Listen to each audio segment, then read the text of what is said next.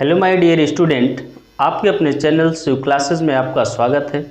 आज जो हम डिस्कस करेंगे तो एक बहुत ही इम्पोर्टेंट टॉपिक है जो आपके सामने है, अंटार्कटिका महाद्वीप। ठीक है, तो अंटार्कटिका कॉन्टिनेंट्स के बारे में हम यहाँ पे डिस्कस करेंगे। तो देखेंगे इसके जो भी इसका प्रादेशिक विवरण है। ठीक है, तो हम एक एक करके इसने जितने भी इसके फेमस प्लेसेस हैं हम उनको सबको एक एक करके देखेंगे। तो ये हमारा विश्व मानचित्र का ये हमारा पहला टॉपिक है। इसके बाद हम नेक्स्ट ऐसे ही अलग अलग कॉन्टिनेंट्स के जो कंट्रीज़ हैं उनके बारे में हम ऐसे ही कुछ जो इम्पोर्टेंट फैक्ट्स हैं जो एग्ज़ाम पॉइंट्स ऑफ व्यू से, तो उनके अकॉर्डिंग हम एक एक को यहाँ पे समझने का प्रयास करेंगे। तो दोस्तों वीडियो को एंड तक देखना है, ठीक है, और आपको रफ लेकर इसको समझने का प्रयास करना है और जो भी इम्पोर्टेंट फैक्ट्स हैं उनको आपको नोट डाउन करना है। तो इससे आपका रिवीजन भी होगा और आपको हैंड राइटिंग की प्रैक्टिस भी होगी। ठीक है, तो स्टार्ट करते हैं, क्योंकि ये जो हमने स्टार्ट किया है अंटार्कटिका महाद्वीप के बारे में जो हम डिस्कस करेंगे, तो ये बहुत ही इम्पोर्टेंट है। और हमेशा एग्ज़ाम में कोई भी एग्ज़ाम हो या फिर वनडे एग्ज़ाम हो या फिर यूपीएससी लेवल का एग्ज़ाम हो या पीसीएस के एग्ज़ाम्स हो, किसी भी एग्ज़ाम के लिए बहुत ही इम्पोर्टेंट है। ठीक है, क्योंकि यहाँ से क्वेश्चन लगभग पूछे ही जाते हैं। ठीक है, तो स्टार्ट करते हैं। तो इससे पहले कि आपको वीडियो को देखने से पहले वीडियो को लाइक करना है, सब्सक्राइब करना है और वीडियो को ज़्यादा से ज़्यादा शेयर करना है। ओके, तो क्या होता है कि जब आप वीडियो को शेयर करते हैं, ठीक है, सब्सक्राइब करते हैं, तो हमें भी एक मोटिवेशन मिलता है और हम ऐसे ही वीडियो आपके लिए अच्छे कंटेंट उसमें इंक्लूड करना, बहुत सारे हम लोग भी आपके लिए मेहनत करते हैं। तो ज़रूरत है कि आप भी हमारे साथ तैयार हों। ठीक है, आप भी हमारे साथ हेल्प करें और चैनल भी ग्रोथ हो। ठीक है, क्योंकि लगभग सभी का एक मोटो होता है, पर्सपेक्टिव होता है कि हम भी ग्रो करें और जो हमारे फैक्ट्स हैं, जो हमारे द्वारा बनाए गए कंटेंट्स हैं, जो हम डिलीवर कर रहे हैं, वो आपके लिए बेनिफिशियल हो। ठीक है, तो स्टार्ट करते हैं। तो ये अंटार्कटिका महाद्वीप है। तो अंटार्कटिका महाद्वीप के बारे में जानते हैं कि यह पूरे वर्ल्ड का विश्व का 5वां सबसे बड़ा महाद्वीप है। तो यह हमारे वर्ल्ड का जो 5th लार्जेस्ट कॉन्टिनेंट है। ओके, इसके साथ ही यह प्राचीनतम गोंडवाना लैंड का हिस्सा है, इसलिए इसमें विभिन्न खनिज संपदाओं से यह पूरी तरह से युक्त है। ठीक है, जो अंटार्कटिका महाद्वीप है तो यह गोंडवाना लैंड का पार्ट है। तो गोंडवाना लैंड के जितने भी पार्ट्स हैं वो खनिज के या मिनरल रिसोर्सेज की दृष्टि से, पर्सपेक्टिव से बहुत ही इम्पोर्टेंट है। ठीक है, तो यह आज से लगभग जो अंटार्कटिका महाद्वीप है तो लगभग 68 मिलियन वर्ष पूर्व, ठीक है, 68 मिलियन वर्ष पूर्व दक्षिण की ओर विस्थापित हुआ है। दक्षिण की ओर कैसे कि जो अंटार्कटिका महाद्वीप है यह 68 मिलियन वर्ष पूर्व किधर नीचे की ओर, ठीक है, साउथ की ओर यह विस्थापित हुआ है। ठीक है, इसके साथ ही दक्षिणी ध्रुव में यह साउथ पोलर में आता है। तो साउथ पोल में अवस्थित होने के कारण सदैव हिम आच्छादित रहता है। सदैव हिम आच्छादित, हमेशा स्नो कवर्ड होता है। ठीक है, और इस वजह से इसको क्या बोलते हैं, श्वेत महाद्वीप के नाम से जाना जाता है। तो अंटार्कटिका महाद्वीप को श्वेत महाद्वीप के नाम से भी जाना जाता है, क्योंकि ये हमेशा क्या रहता है, पूरे साल भर हमेशा स्नो कवर्ड रहता है। ठीक है, बर्फ से ढका रहता है। विश्व के विभिन्न देशों के जो वैज्ञानिक समूह हैं अति निम्न तापमान पर, तो वर्ल्ड के जितने भी साइंटिफिक ग्रुप हैं तो यहाँ पर आकर एक लो टेम्परेचर पर विभिन्न देशों के यहाँ पे रिसर्च सेंटर हैं और वो रिसर्च कर रहे हैं, क्योंकि ऐसी संभावनाएं हैं कि फ्यूचर में जो अंटार्कटिका कॉन्टिनेंट्स है ये सभी के लिए बहुत ही इम्पोर्टेंट होने वाला है।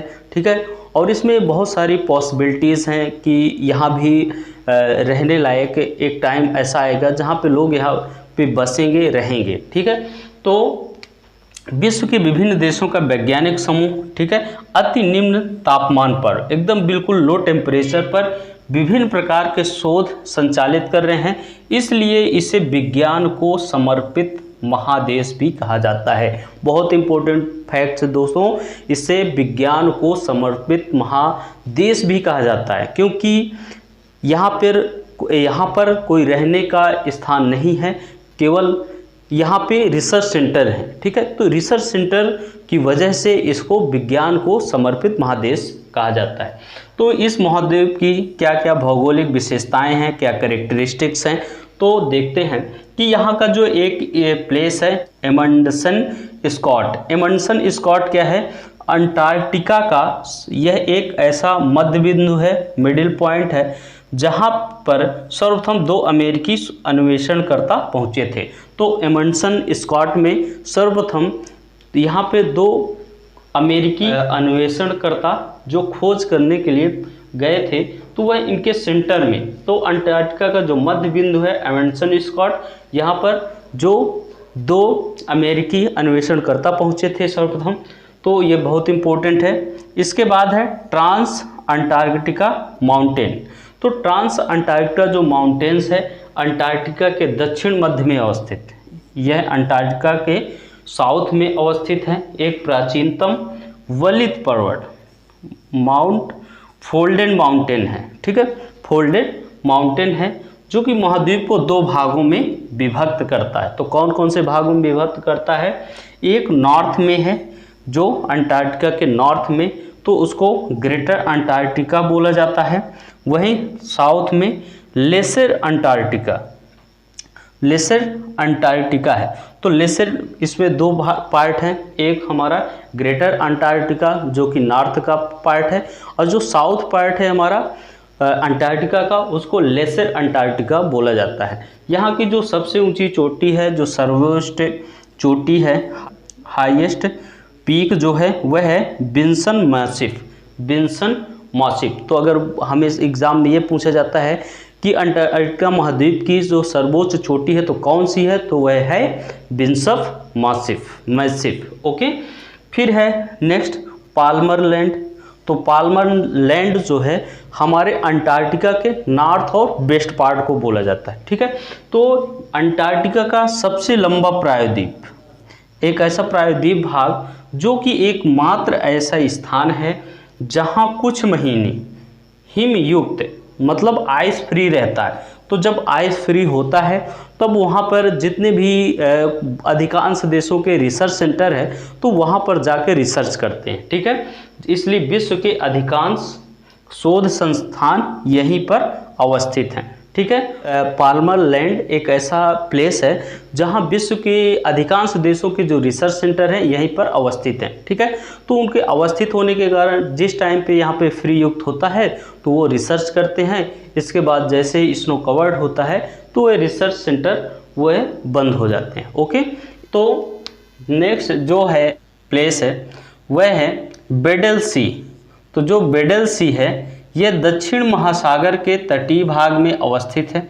दक्षिण महासागर के, ठीक है, साउथ ओशियन के दक्षिणी तटीय भाग में अवस्थित है, जहां सर्वाधिक मत्स्यन किया जाता है। ठीक है, तो जो हमारा बेडल सी है, बेडल सी अगर देखें तो दक्षिणी महासागर, मतलब अगर अंटार्कटिका में देखें तो यह अंटार्कटिका के नॉर्थ साइड, नॉर्थ और वेस्ट में है। तो नॉर्थ और वेस्ट में दक्षिण महासागर के तटीय भाग में अवस्थित, जहां पर सर्वाधिक यहाँ से मत्स्यन किया जाता है। ठीक है, मत्स्यन किया जाता है, सबसे ज़्यादा यहाँ पे मछली पकड़ी जाती है। ठीक है, और यह जो बेडल सी है यह पेट्रोलियम भंडार की दृष्टि से भी बहुत इम्पोर्टेंट है। ठीक है, इसके बाद नेक्स्ट है बोस्टक। तो बोस्टक क्या है? विश्व का सबसे ठंडा स्थान है। तो बोस्टक जो है अंटार्कटिका में एक ऐसा प्लेस है, एक ऐसा जगह है जो विश्व का सबसे ठंडा स्थल कहते हैं। ठीक है, जिसे विश्व का शीत ध्रुव, ठीक है, कोल्ड पोलर भी इसको कहा जाता है। Cold pole of the world किसको कहा जाता है? बोस्टक को, जो वर्तमान में किसके अंडर में है? रसिया के अंडर में है। ठीक है, इसके बाद है रॉस सी। तो रॉस सी क्या है?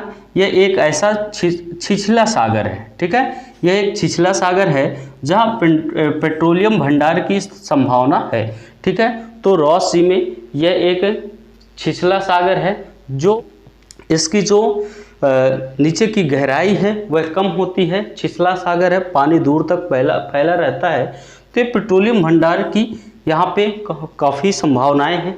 ठीक है। अंटार्कटिका का सबसे जो सक्रिय क्षेत्र है जहाँ अवस्थित माउंट जो इरेबस है, इरेबस अंटार्कटिका का सबसे सक्रिय ज्वालामुखी, एकमात्र ऐसा जागृत ज्वालामुखी है, एक्टिव वोल्केनो है, एक पर्वत है। ठीक है। तो अंटार्कटिका का जो सबसे एक्टिव क्षेत्र है जो कि कहाँ पे अवस्थित है, जो कि अवस्थित माउंट इरेबस। तो माउंट इरेबस अंटार्कटिका का एकमात्र जागृत ज्वालामुखी पर्वत है। ठीक है। तो अंटार्कटिका में जो रोज सी है, अंटार्कटिका का सबसे जो सक्रिय क्षेत्र है जहाँ पर माउंट इरेबस है ना, जो अंटार्कटिका का एकमात्र जागृत ज्वालामुखी है। ठीक है, एक्टिव वोल्केनो पर्वत है। यह सागर क्रिल मछली के लिए, रोज सी जो है क्रिल मछली के लिए, मत्स्य के लिए प्रसिद्ध है। ठीक है। तो रोज सी में जो मछली पाई जाती हैं वह प्रोटीन पैकेज के नाम से जाना जाता है। किसके नाम से जाना जाता है? प्रोटीन पैकेज के नाम से जाना जाता है। तो रोज सी में क्रिल जो मछली है, ठीक है, जो क्रिल फिश है, वह उसे प्रोटीन फैक्ट्री के नाम से जाना जाता है, प्रोटीन पैकेज के नाम से जाना जाता है। मैत्री और दक्षिण गंगोत्री, तो यह अंटार्कटिका में अवस्थित भारत के कुछ शोध संस्थान हैं, जिसमें दक्षिण गंगोत्री की स्थापना 1986-87 में हुई थी, वहीं मैत्री की स्थापना 1987 और 88 में हुई थी। बट यह अब बंद हो चुकी हैं। जो अभी नया भारत का जो नया रिसर्च सेंटर वहाँ पे स्थापित किया गया है, यह अंटार्कटिका के जो ईस्ट पार्ट्स है वहाँ पे इसको स्थापित किया गया है। तो इसका नाम जो है भारती, तो भारती नामक जो रिसर्च सेंटर स्थापित किया गया है तो वह अंटार्कटिका के ईस्ट पार्ट में है। ठीक है।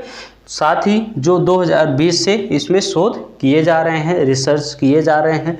तो ये कुछ इतने फैक्ट्स हैं जो हमेशा एग्ज़ाम पॉइंट्स ऑफ व्यू से बहुत ही इम्पोर्टेंट है, हमेशा पूछे जा रहे हैं, क्योंकि ये बहुत ही इम्पोर्टेंट है।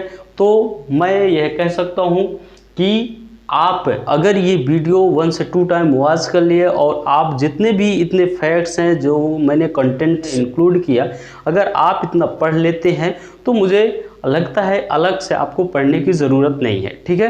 क्योंकि जितने भी फैक्ट्स थे, कंटेंट्स थे जो एग्ज़ाम के लिए इम्पोर्टेंट है और मेरे द्वारा कंटेंट तैयार किया गया है, तो इसमें वीडियो को ज़्यादा से ज़्यादा आपको शेयर करना है, सब्सक्राइब करना है। ठीक है। और आपको 1 से 2 टाइम आपको वॉच भी करना है। ठीक है। 1 बार 2 बार आप इसको देख लोगे, इसके बाद मुझे नहीं लगता कि आपको ज़रूरत है इसको बार बार देखने की। और जो सबसे इम्पोर्टेंट है कि आप जब भी इसको देखें तो आप मैप को साथ में लेकर पढ़ें। ठीक है। जब तक आप मैप में आप लोकेशन नहीं देखेंगे तो यह आपको समझने में बहुत सारी प्रॉब्लम्स क्रिएट्स होंगे। ओके। तो जब भी आप इसको देखें इस लेक्चर को, तो आप मैप की एक बार मैप को ज़रूर देखें। ठीक है। हो सके तो आप मैप को लेकर सामने बैठें, है ना। तो जब आप लोकेशन पर ध्यान देंगे, लोकेशन को आप बार बार देखेंगे तो आपके माइंड में सेट होंगी, और माइंड में सेट हो अगर कोई चीज़ हो जाएगी तो हमेशा के लिए काम आएंगी। ठीक है। तो दोस्तों मिलते हैं नेक्स्ट क्लास में। Thank you.